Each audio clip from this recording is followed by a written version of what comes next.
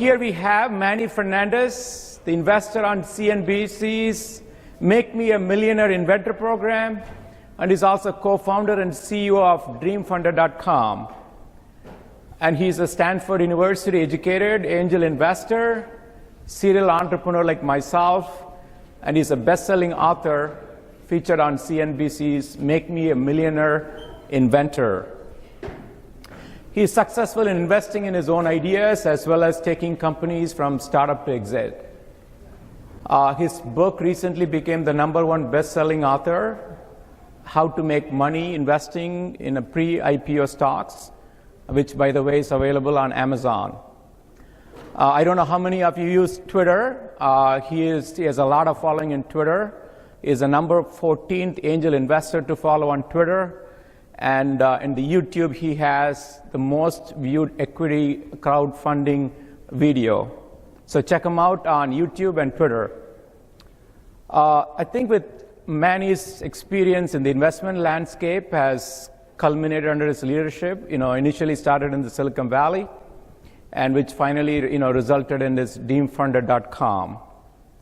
So we are privileged and honored to have this young, energetic, inspiring Manny Fernandez here to join here in the Detroit community. And so, ladies and gentlemen, please put your hands together. Let's welcome Manny all the way from Silicon Valley to join here in Detroit. Thank you, Manny.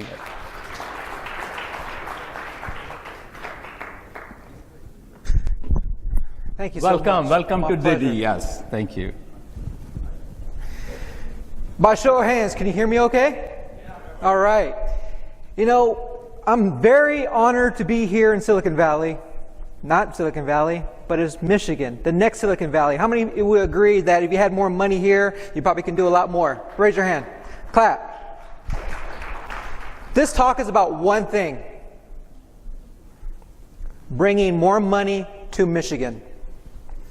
And so how to fund your startup. And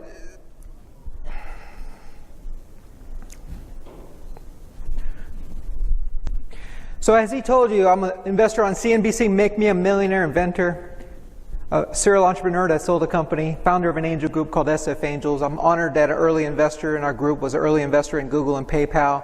But I can tell you, it was never this way. If anyone that has a dream and believes they can do it, you can do it the moment you see it in your mind and really believe it. I was always the underdog. Now, as I move forward, one of our recent investments is TaskRabbit. So that woman, she was a founder. So for the women in the crowd that think, well, I have a dream, can I do it? You have a new role model. And it was just acquired by IKEA. The video he talked about is probably a little homework if you go on YouTube and type in equity crowdfunding. If you want to hear more information on how to go about doing it that may have left out here, pay attention to it. But a lot of the things I'm going to say probably will not work. Because what do you mean probably won't work? Because unless you believe that it can work and have the right thinking, this information will not work.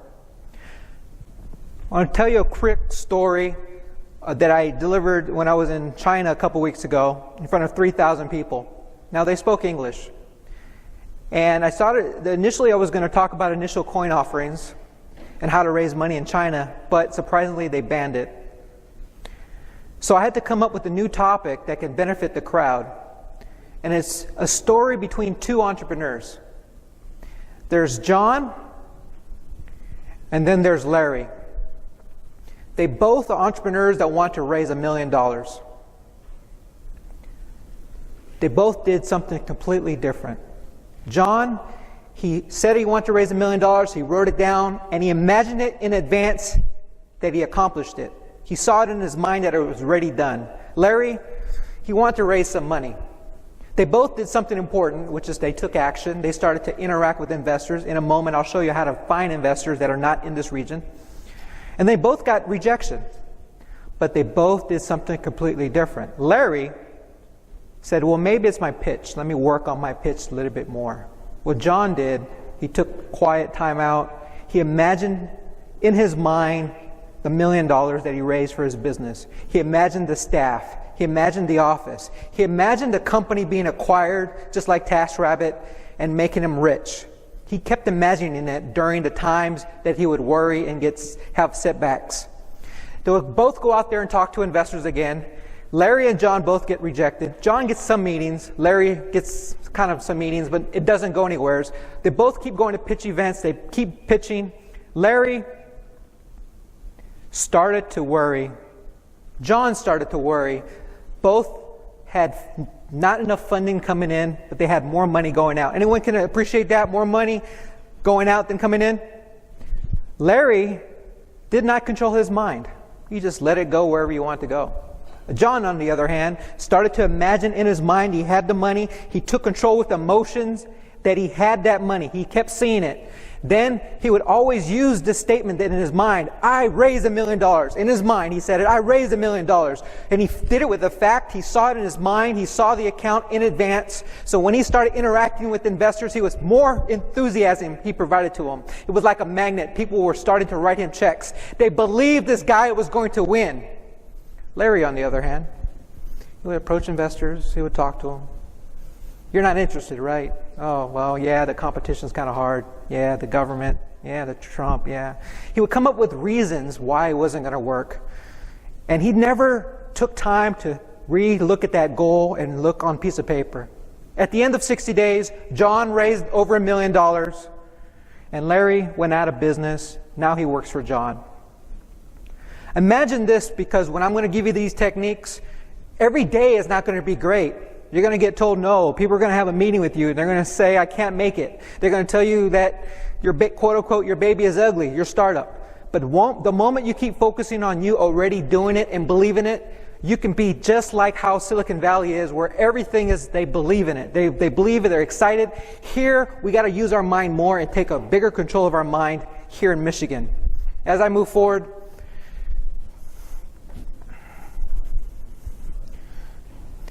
so I started off young as a real estate entrepreneur at the age of 20. So my experience has been going back for quite some time. And I thought for a moment it would never end. I was making a tremendous amount of money on the 40-plus properties. Just kept going in value, up in value. I sold before the peak, and then the market crashed. Anyone old enough to remember that? Well, you know, it was interesting because the banks were not lending money anymore to businesses. Then therefore, people were laying people off.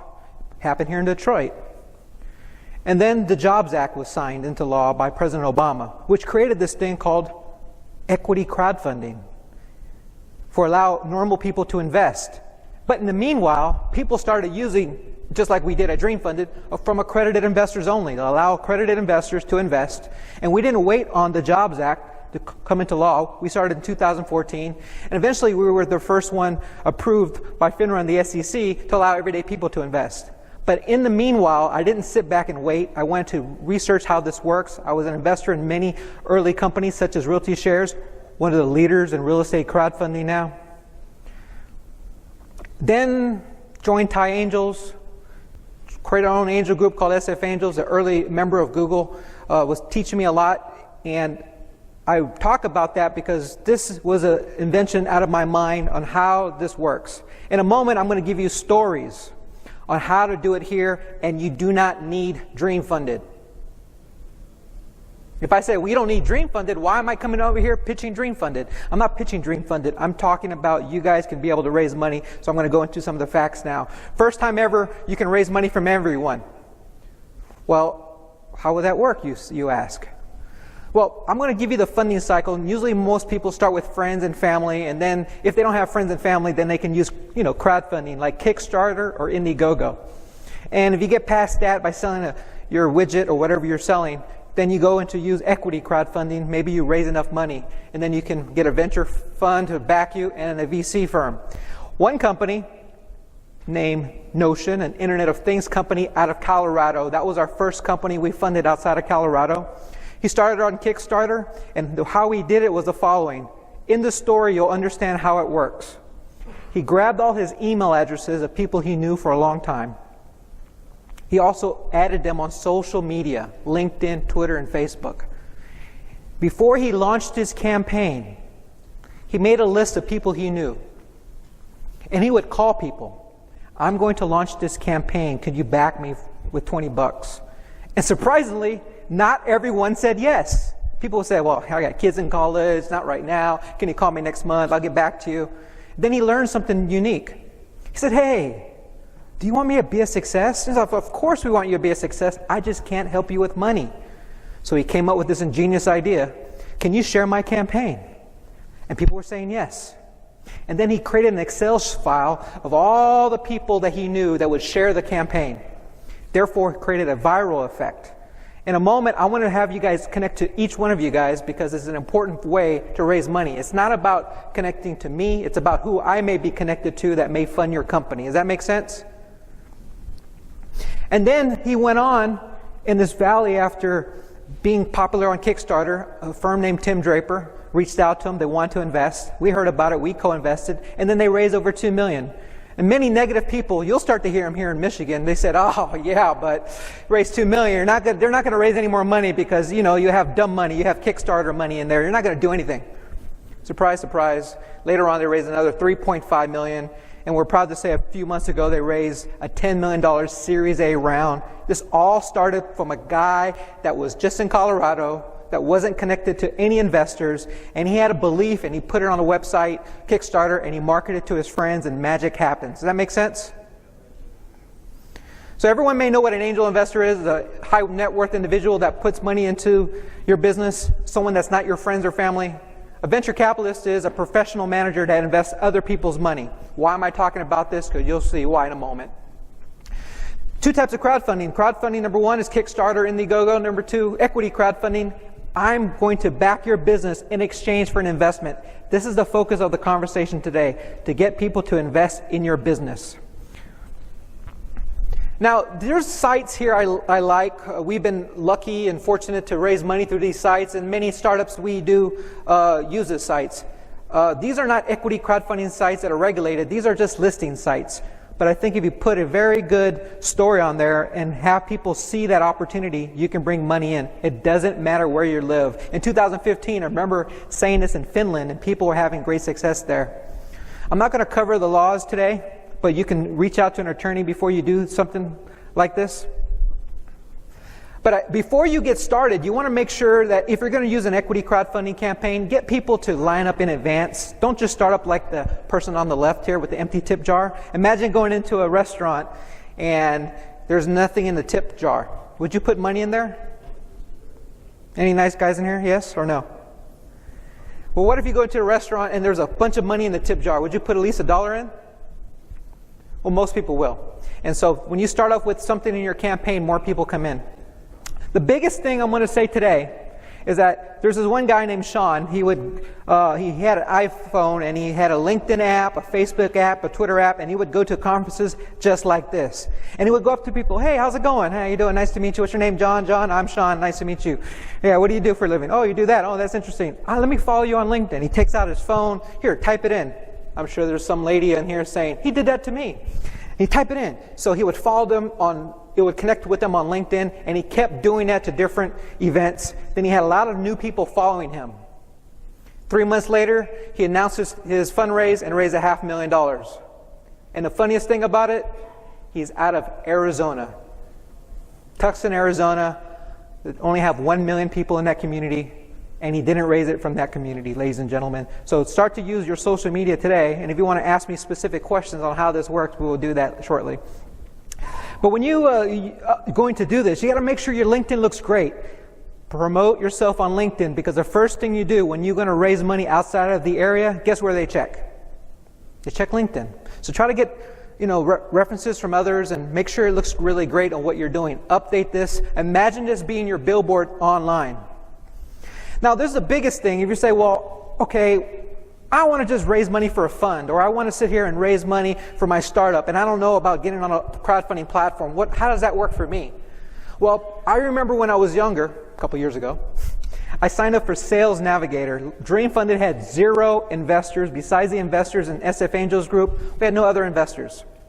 So how did I go from 0 to funding millions of dollars to this site? I used Sales Navigator. I know that the people that are funding it are male, based on our statistics, 35 to 45 years old. They're typically senior executives, software engineers, maybe a lawyer or a doctor, and they're white, Indian, and Asian, typically 3 races. Guess what? It doesn't tell you the race there, but you can kind of guess someone's race, right, based on a photo. So you can go on Sales Navigator and you can start to look for people that may care about your startup. If you're in a medical device business, maybe someone would care if they're in a medical device field.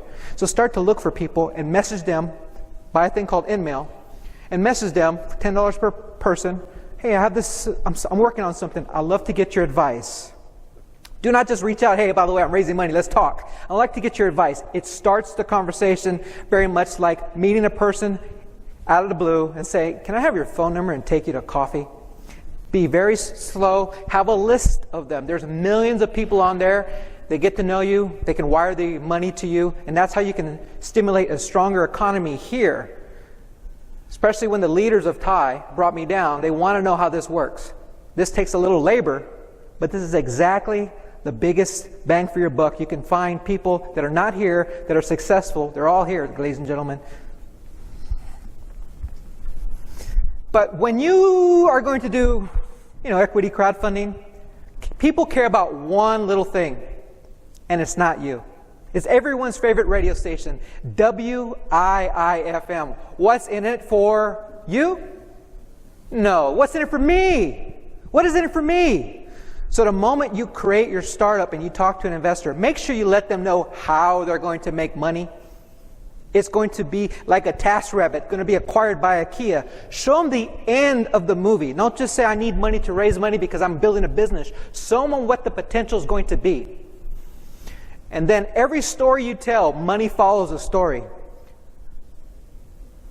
Figure out how to tell your startup in a story. Eliminate all the facts and the fidgets and the widgets and all the things you're going to do on the financials. No one cares at the earliest stages. They're all emotional. So the moment you create an emotional story, such as, I had this problem, I decided to solve this problem, and this is what I'm doing today. Dream influencers. One thing I think you guys should look into, since you guys are very connected, in fact, one of the most connected organizations in the world, you guys know people. And you want to get leaders in advance to help you spread your message. When you're early on, you want to get them lined up because you can create a viral campaign really fast and everyone will know that you're raising money and the money will come into you very quick. They use this in offline tactics, meaning not on the internet, but in groups in Silicon Valley, and you guys can use this here. I'm just giving you the secrets. It's for you to take if you decide to. Now, really quick because we're running out of time. Earlier this year, Title III of the Jobs Act allowed everyday people to invest. Sucked. It only did $50 million for the whole industry, and trust me, that's a small amount of money. Then I started doing research. I'm like, what else is happening? Why is this happening? And then I learned about this thing called ICOs. Anyone heard of it? I hope only a few hands go up. Perfect.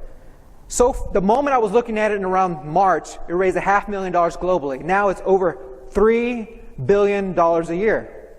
So what I'm going to do is I'm going to go through this. It outpaced venture capital by far. It's really just a new way to digitally raise money for your startup. The startups that are on the blockchain, they're going to sell their own token. I'm not selling a security, you're selling a token. What do I mean by a token? A utility token is something like, imagine Kickstarter, you're selling a t-shirt. You're selling something that can be used for your company. Why people buy it? Well, sometimes they think the moment you get it on an exchange in 30 to 90 days, they can turn around and sell it. This is probably the hottest thing in equity crowdfunding for those that want to learn about blockchain and use your company for that. I'm not going to go into what is blockchain and what's Bitcoin, but I can tell you, you guys are familiar with Bitcoin? Yes. The competitor is Ethereum. It says, you know what, we're going to allow companies to use our blockchain so they can create their own token. The reason why Bitcoin is so popular is because the network came together early on and it grew from there. Today we're a network, guys. We want to all get connected to each other because we can move mountains the moment we do so. We all are very influential. Don't you agree? Yes. So for the sake of time, for an ICO, remember, consult with the lawyer. Get a white paper. Explain what you're going to do. Obviously, you have a business, and third, you got to market it. Market it. Where am I going to find these cryptocurrency investors, Manny? I don't know how that works. I'm not you. Well, it's easy. You do this. What you want to do is besides you talking to a lawyer, you want to go on this thing called Reddit. Reddit has all the cryptocurrency people up there, and also bitcointalk.org. And you want to promote what you're doing, inform them with education, and invite them to either Slack or, this has been updated, guys, Telegram. You get their attention on you get their attention on Reddit or Bitcoin Talk. Educate them with content. Don't sell them with content. Educate them with content, and then invite them to have a conversation in Slack. Build up your Slack channel, or more specifically, Telegram. I just had dinner with a gentleman that raised $70 million out of Singapore. He said the moment you have 1,000 people in your Telegram, it's about $10 million. So educate them, bring them into your Slack or Telegram, and start to build that relationship. One thing I want to say at the end, we really clearly looked at what happened with crowdfunding and in startups as well as in real estate. Real estate is by far the greatest in terms of growth and potential growth in the future. I'm looking at this with our team, and we decided that we're going to create a Bitcoin for real estate, where we're going to do an initial coin offering. Just on Tuesday, I put up the white paper. Let's be together like how when Bitcoin came out, it came out with a white paper and the community reviewed it. I want you to go in there, comment on it, tell me what you like about it, don't like about it, and just give us some feedback. We see an opportunity where international investors can invest easily here in America by tapping into the $170 billion plus that's already in cryptocurrency. The moment you send me an email, guys, I have a new book coming out, and I hope it's a bestseller, but it's stories about myself and others on how they went from zero to raising money with equity crowdfunding. You send me an email, I'm going to send you a copy at no cost, the e-book version. And as well, if you have any questions, what's in the book, feel free to reach out to me. This is my gift to you, because what I really believe, it's not about your business, because I can't help you build your business. It's about how to get access to capital, and that's what I can provide. In a moment, there's going to be a question and answer period, and let's get connected, because the moment you guys believe this is possible, more money will come here, because I know that you guys are the most motivated people in Detroit, or you wouldn't be here. Connect with me on Twitter and LinkedIn. Thank you so very much.